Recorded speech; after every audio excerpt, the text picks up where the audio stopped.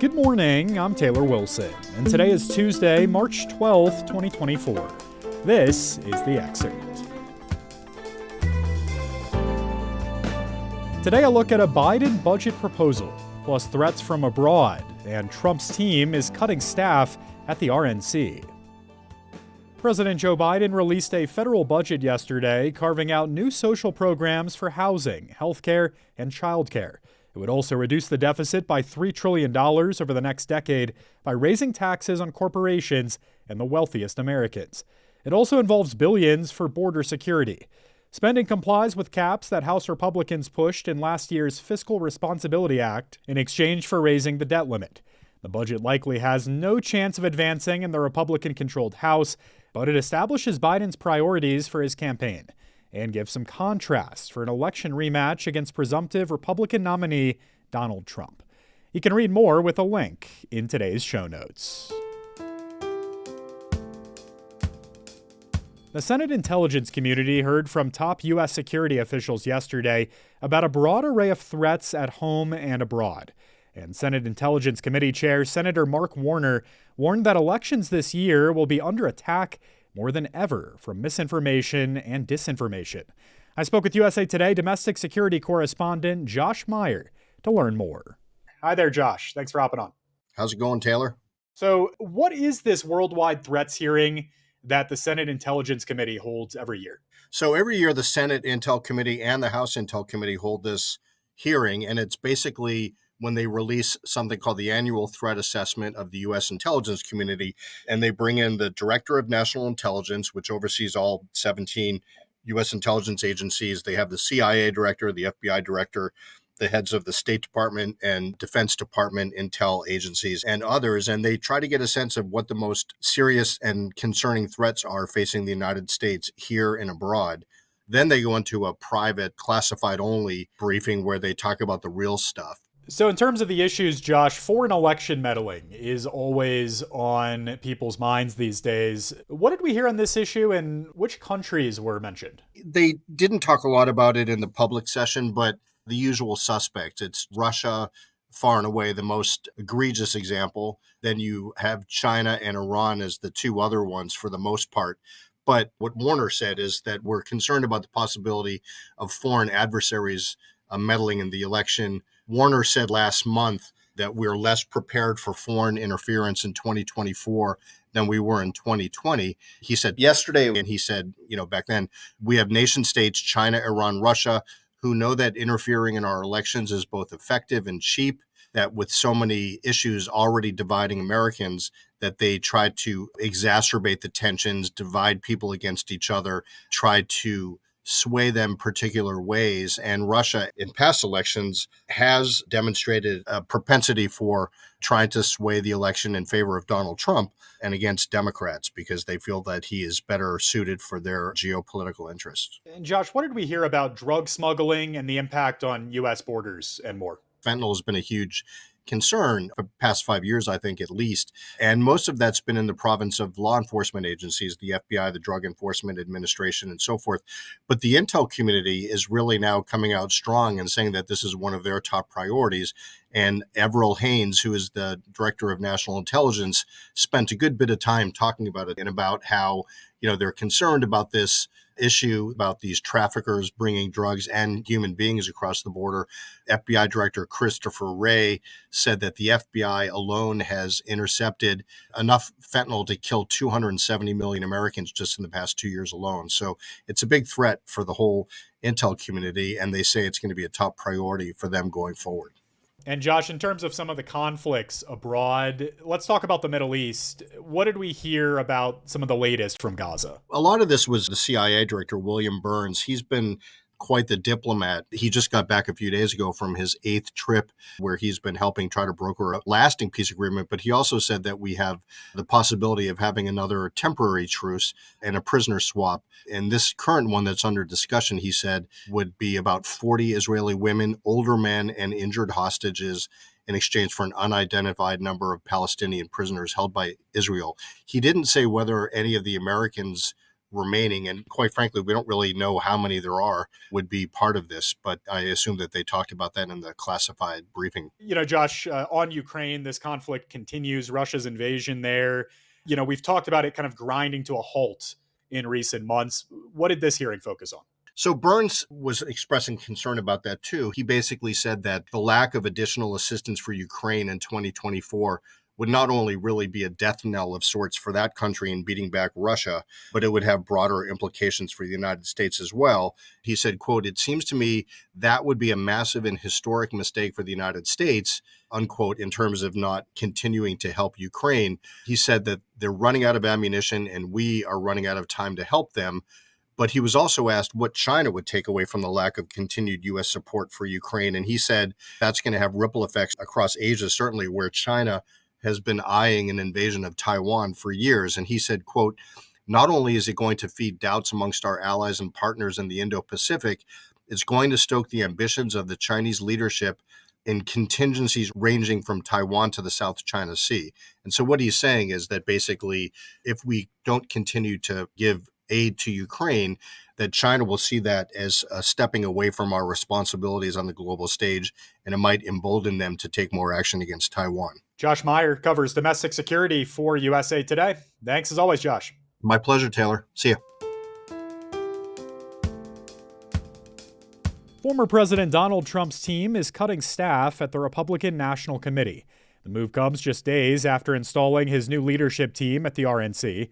More than 60 people were fired, with cuts to political, data, and communications departments. Politico first reported the changes. RNC members gathered last week to approve Trump's chosen leadership team, including daughter-in-law Laura Trump as committee co-chair. The Trump campaign and RNC have worked alongside each other previously, but the latest overhaul shows a new level of streamlining between the two.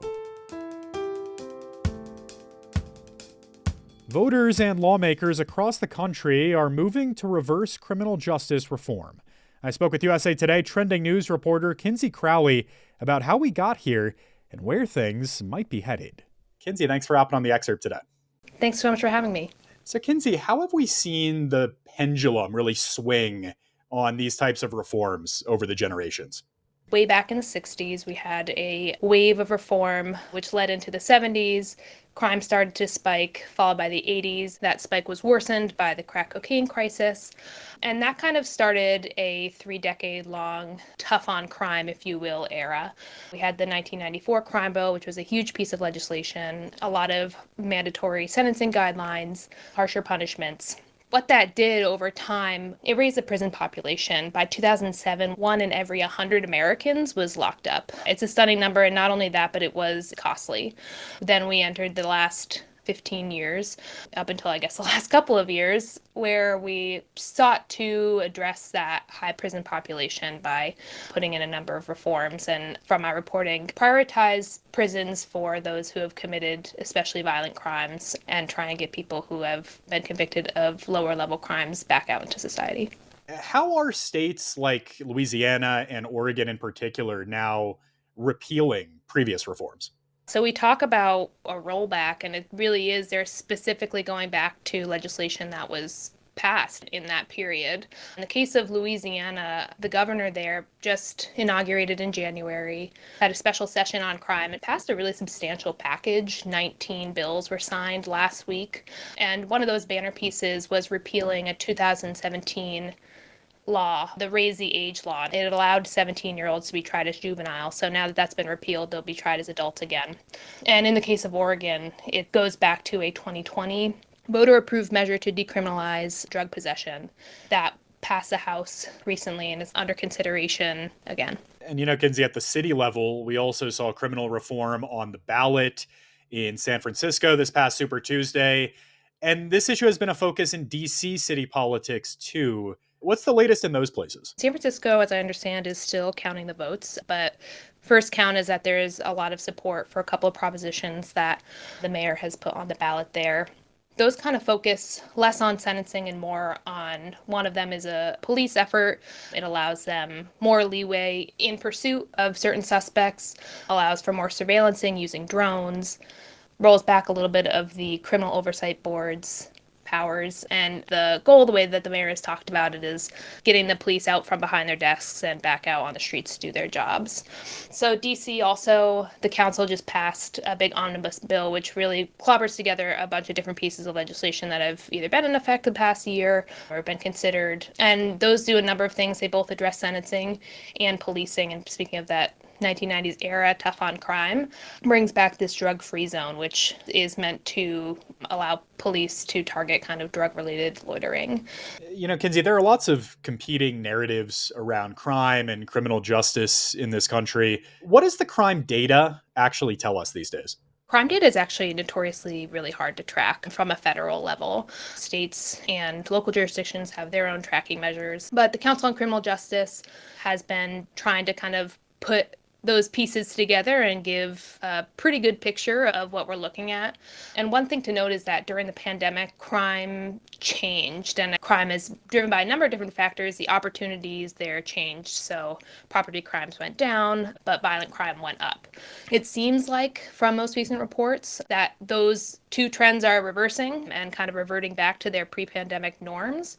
But one thing the CEO actually of Council on Criminal Justice, Adam Gelb, mentioned that 2019, a pre-pandemic, doesn't necessarily need to be the goal. I think our most recent low was 2014, and that was climbing pretty steadily from the 1990s, but kind of a big rupture being the killing of Michael Brown in Ferguson, Missouri in 2014, at least a factor that he raised as could be contributing to kind of a rupture between the relationships of the public and the police. Does this feel like a broad trend toward reversing certain criminal justice reforms? How is this playing out nationally? It seems like there's still a lot of consensus that harsher sentences don't actually reduce crime today.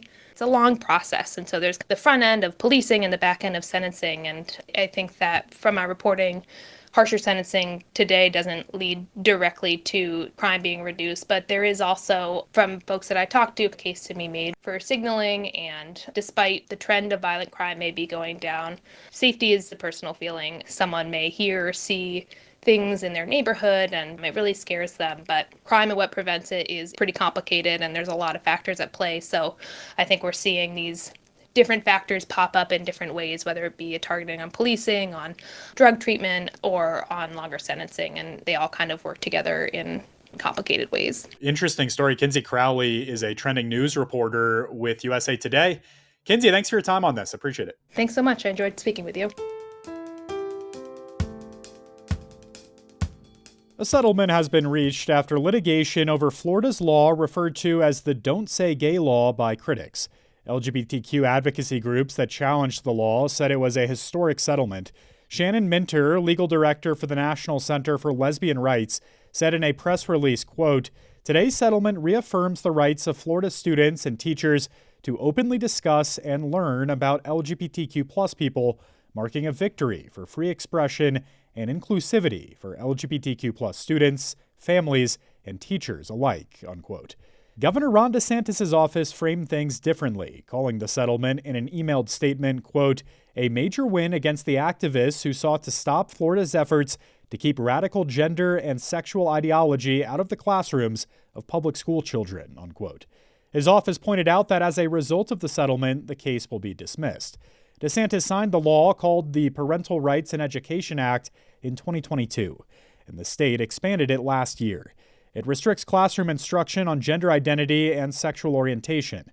Groups including Equality Florida and Family Equality tried to overturn the law, but such attempts failed in federal court. Parents, teachers, and students also had joined in on the litigation. They said the settlement makes clear that the law does not bar classroom references to LGBTQ people and issues. It also does not prevent LGBTQ groups or anti-bullying measures. The State Board of Education, which was sued along with the Department of Education, is required to send the agreement to every school district under the settlement terms. Thanks for listening to The Excerpt. You can get the podcast wherever you get your audio, and if you're on a smart speaker, just ask for The Excerpt. I'm Taylor Wilson, back tomorrow with more of The Excerpt from USA Today.